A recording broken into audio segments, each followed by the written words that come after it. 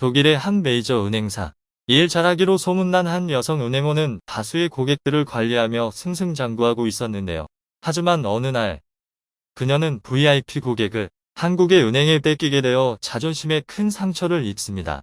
그리고 그런 그녀에게 우연히 한국은행을 가볼 기회가 찾아오게 되는데요. 대체 어떤 점 때문에 꼼꼼하기로 소문난 독일 은행까지 버리고 한국은행을 택했는지 궁금했던 독일 여성. 그녀는 한국은행에 들어간 지 5분도 안 되어 엄청난 충격에 휩싸이게 됩니다. 대체 무슨 일이 있었던 것일까요? 자세히 알아보도록 하겠습니다. 해당 사연은 독일 여성 마야 클라인 씨의 이야기와 SNS 내용을 바탕으로 재구성된 스토리입니다. 안녕하세요. 저는 독일에서 은행원으로 근무하고 있는 마야 클라인이라고 합니다. 제 자랑을 하는 것 같아 조금 쑥스럽지만 저는 동료와 상사는 물론이고 고객들에게도 항상 일을 잘한다는 칭찬을 받고 있었습니다. 심지어 저를 믿고 신뢰하기 때문에 저희 은행만 이용한다고 하는 고객도 있었죠. 친절하고 항상 자세한 설명으로 고객들에게 좋은 평가를 얻은 저는 그렇게 직장에서 승승장구하고 있었습니다.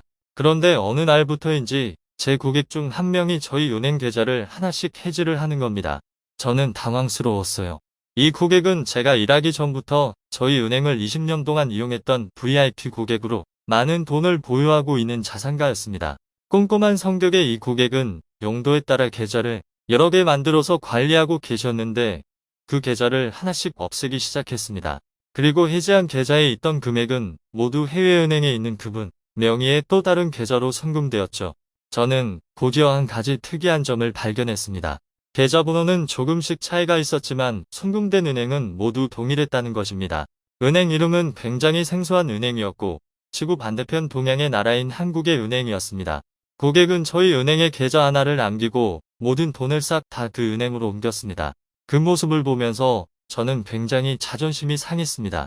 그분이 예전에 한국에 잠시 산 적이 있고 지금도 한국에 거래처가 있어 한국 출장을 자주 가신다고 지나가는 말로 말씀하시긴 했지만 다른 고객들은 아무리 다른 나라로 자주 출장 다녀도 저희 은행을 주은행으로 꼬박꼬박 이용했습니다. 독일 은행이 동양의 작은 나라에 졌다는 생각에 기분이 상했지만 정작 그 이유를 알 수는 없었습니다. 저는 한국 은행에 대해 잘 알기는커녕 가본 적도 없었으니까요. 하지만 그로부터 몇 개월 뒤 저는 한국에 갈 기회를 얻게 되었습니다. 제 친구 중 한 명은 한국 남자한테 시집을 갔었는데 독일에서 결혼식을 올린 뒤 1년 정도 살다가 남편의 일 때문에 전주라는 도시에 살고 있다고 말했습니다.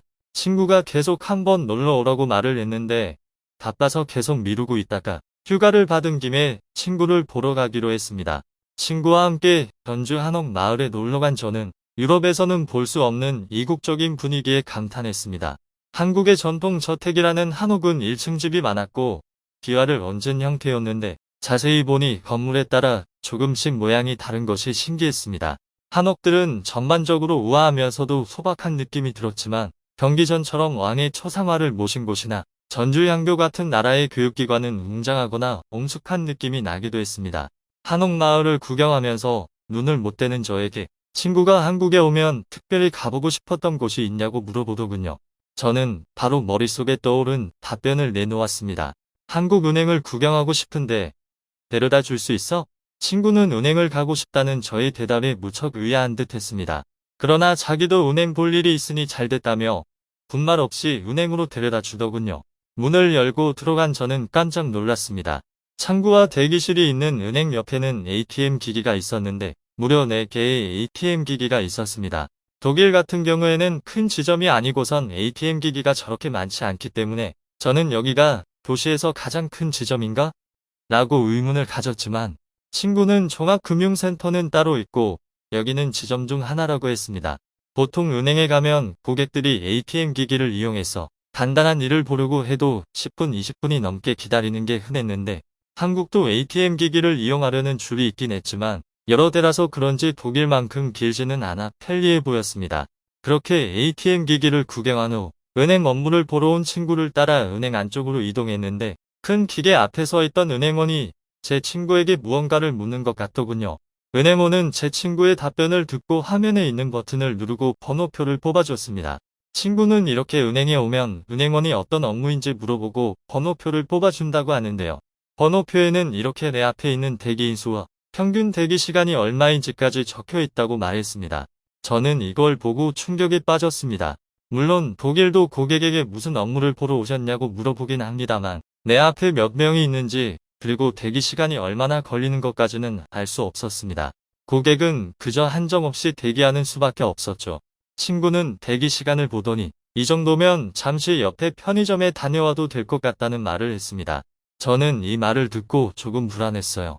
아무리 평균 대기 시간이 있다고 해도 더 빨리 차례가 올 수도 있는데 너무 여유로운 것 아니냐고 말했지만 친구는 걱정할 필요 없다면서 저를 편의점에 데리고 갔습니다.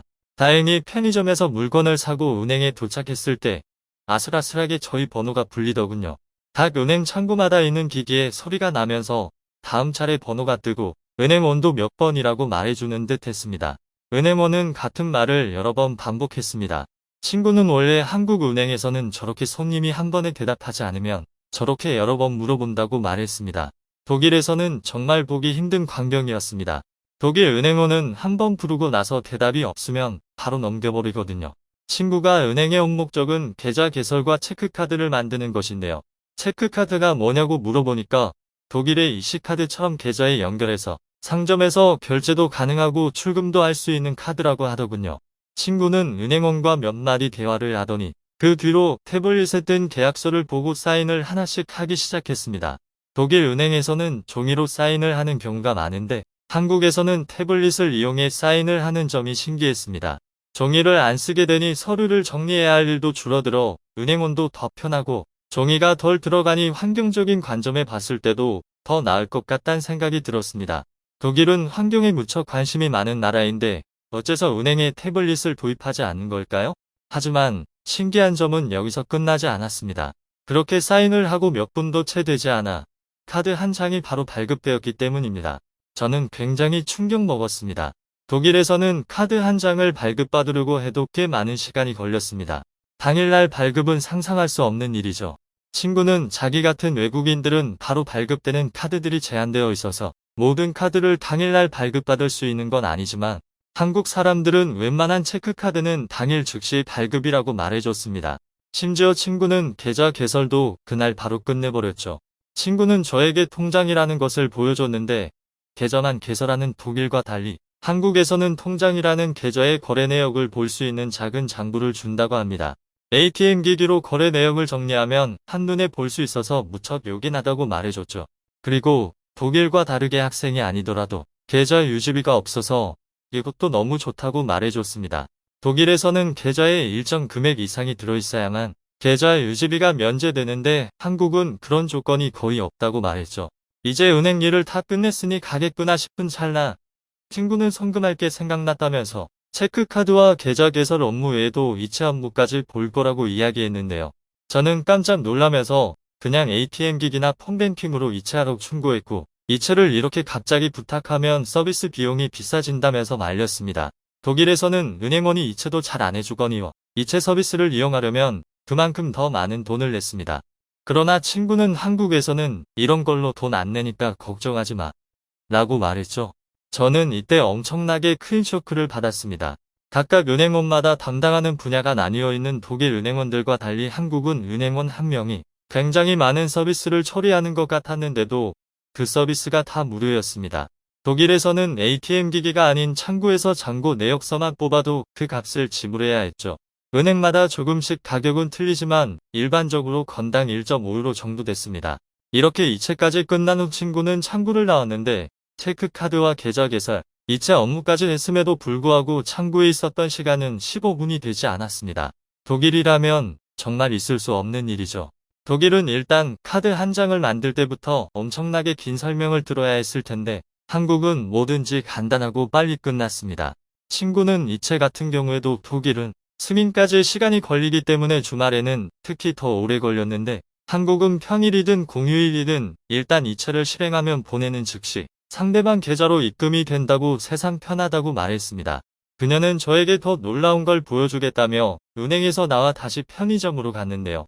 편의점 안에 있는 ATM 기기에서 카드 없이도 돈을 인출하는 법을 보여주겠다고 했습니다. 폰에서 어플을 연 친구는 ATM 기기 인증번호라는 걸 발급받더니 계좌와 전화번호 그리고 발급받은 인증번호를 입력하니 바로 돈이 출금되었습니다. 저는 그제야 왜 그 부자 고객이 한국은행으로 계좌를 싹 다 옮겼는지 이해하게 됐습니다. 한국에 출장을 자주 가니 독일 은행보다 편리한 한국은행을 이용할 일도 많았을 거고 인터넷 뱅킹이나 ATM으로 처리하면 한국에서 훨씬 빠르게 돈을 보낼 수 있는데 굳이 독일 은행을 이용해야 할 필요성을 못 느꼈을 겁니다. 그러니 꼭 필요한 독일 은행 계좌 하나만 남겨두고 나머지 계좌는 모두 한국은행으로 갈아탄 거죠. 꼼꼼하고 보안에 철저한 독일 은행에 자부심을 갖고 있던 저는 한국은행과 비교하게 되면서 요새 계속 단점만 보이는 중입니다. 왜 독일은 한국처럼 못할까요? 너무 답답합니다. 한국에 와서 자긍심이 무너진 독일 은행원의 이야기 어떻게 보셨나요? 저희는 항상 재밌고 감동적인 사연을 기다리고 있으니 언제든 제보해주세요. 이상 클립 뉴스였습니다.